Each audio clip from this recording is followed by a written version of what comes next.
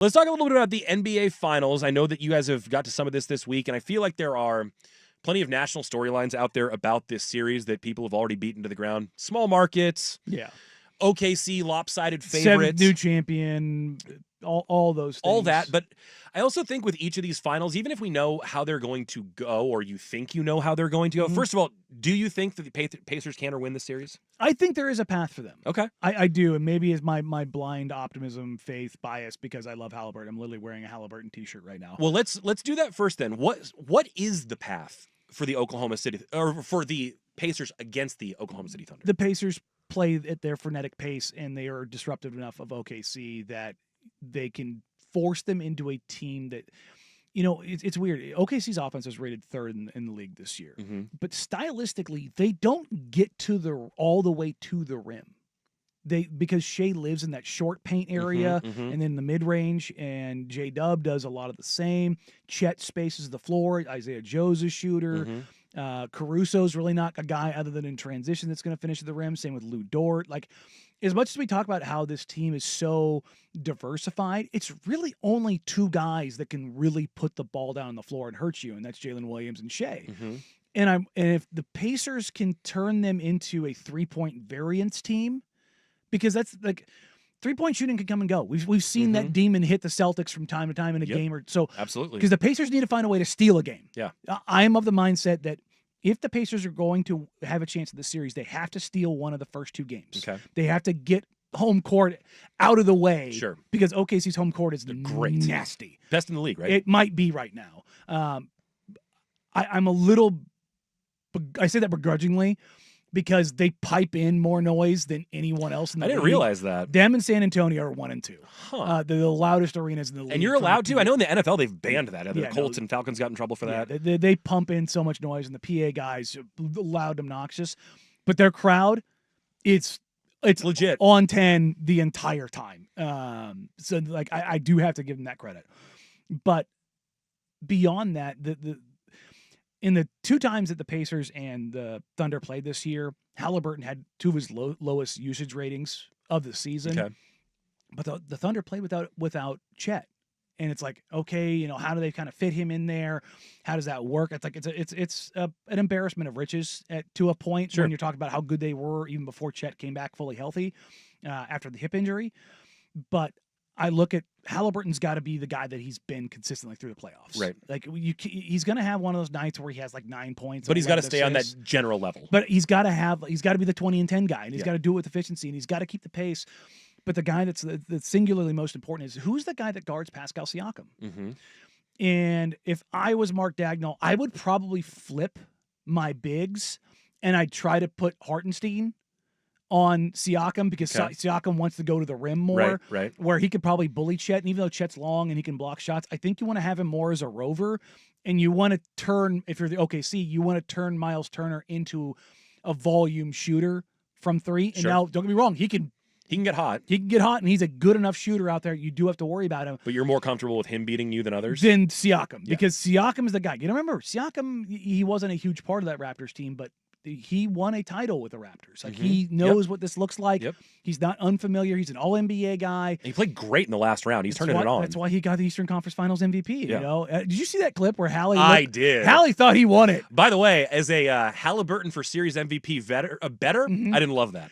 He definitely looks around like, yeah, it's me. And then they say, he's Pascal. about to walk up there to accept the trophy. It's not me. Oh. But he did the right thing. It's a great teammate and all that. But I look at Pascal Siakam's got to be huge for them. And then, they always talk about the others in a series. Your stars have to show up, but Neesmith's going to have a game. Nembhard's going to have a game. TJ McConnell's going to have a game. Like, you're going to have to, because OKC is relentless with their pressure, that if you're the Pacers, you have to find a way to get those easy buckets that you've gotten all playoffs long, where OKC is really good about not allowing that to happen. Yeah, and I read a lot and hear a lot about OKC's pressure and just how much they're turning people over. How much does that affect what Indiana wants to do? Then that's a huge part of it. So one of the things that the Pacers are kind of proud about this year, it's not just the.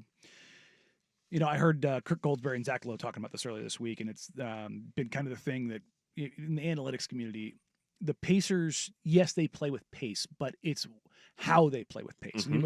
It was. I was glad to see the broadcast highlight the basketball stuff, and against the Knicks, so much of it was about they score off of makes. And Mhm. so what's really interesting is, and this gets kind of into the weeds, but in basketball, off of makes, when you can capitalize the most, if a team spreads the floor and their big is in the corner, and their point guard or their lead ball handler is finishing at the rim, Can beat those guys down the floor. guess who your first two guys are supposed to be back? Yeah. Your Your big deep guy, your big guy. You're to protect big the under rim. the rim to Yep. push things back out, and usually one of your lead guards Yep. to pick up the ball first. Yep. And so what the Pacers do is Jalen Brunson spends a ton of time in the paint, and Cat flares out to the wings. And so what they would do is like Obi Toppin or Pascal Siakam, they're going. Yep. Like You saw it a bunch at the end of that as series. soon as that ball, not up in the air, but you're pretty sure You're starting to lean. you're starting to lean. And Chauncey Billups has a line that I think is really great. Is what they enforce with the Blazers. What will make a break a transition opportunity, either defensively or offensively, the first 3 steps. And if whoever hits the first 3 steps back the fastest, that opens it up. And what the Pacers do, it's not just Halliburton; it's the whole bleeping team. Mm-hmm. If you flatten out your offense, especially late in the clock, whether it's a miss or a make, they're going. Yeah. And if they can continue to do that, because what that does is twofold. One, you can't hit the offensive glass as hard unless you're an ungodly great offensive rebounding team, and the Thunder are not. So I don't think it's something they're going to rely on. Mm-hmm. But also, you have to have it in your head of like, once the ball goes up, you got to find a body. Yeah. And that like mental wear and tear of doing that for 110 possessions, you're bound to get got. Yeah. And so you got to stay focused. And I'm like, if I'm the Pacers, that's the thing. If I can continue to do that, that is something that you can fall back on, because that's not something they've done in the playoffs. Mm-hmm. It's something they've done now for 90 games. Yeah. Or 100 games damn near now. It's a tall task for the Pacers, but the way you outline it, it doesn't seem impossible. Unlikely, probably. It's unlikely. Don't get me wrong. But I the Thunder are the third the highest ways. favorite in the modern era. Yep. And I heard this stat coming in today too.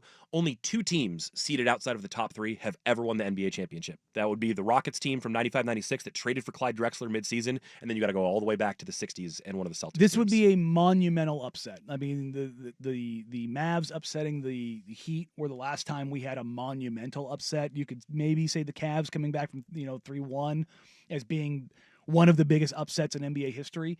I don't think it'll be something like that, because if this series gets to 3-1, OKC's gonna. Yeah, because then they're coming back home for 5, and yeah, Good luck. Then that's why they have to steal that game, and then if you don't hold it home, you got to at least split it home.